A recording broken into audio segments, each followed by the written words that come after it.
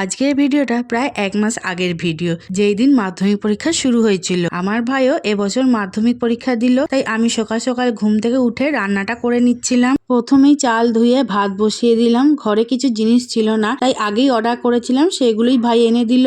আজ বেশি ঝামেলা করিনি, ভাত আর সয়াবিন আলুর তরকারি করব আর বাবার জন্য রুটি করব। আলু কেটে ভেজে নিলাম, সঙ্গে আদা রসুন বেটে নিলাম, তারপর সুন্দর করে সয়াবিন আলুর তরকারিটা রান্না করলাম। ভাত এখানে আমার হয়ে গেছে আর তরকারিটাও রান্না করা হয়ে গেছে। তাই বাবার জন্য 4টে রুটি করব, তার জন্য আটাটা আগে মেখে রেখে দিলাম। এখন ভাইকে খেতে দিয়ে দিচ্ছি, যাতে ও তাড়াতাড়ি খেয়ে দিয়ে রেডি হয়ে নিতে পারে। এখন আমি বাবার রুটিটাও করে নিচ্ছি। বাবা তো ভাইকে দিতে যাবে, তাই তাড়াতাড়ি করে রুটিগুলো করে বাবাকেও খেতে দিয়ে দিলাম। তারপরে ওরা খাওয়া দাওয়ার পর আমারও খুব খিদে পেয়ে গেছিল, তাই আমিও খেতে বসে গেছিলাম। সকাল সকাল গরম গরম ভাত আর সয়াবিন আলু দিয়ে বেশ দারুণই খেলাম।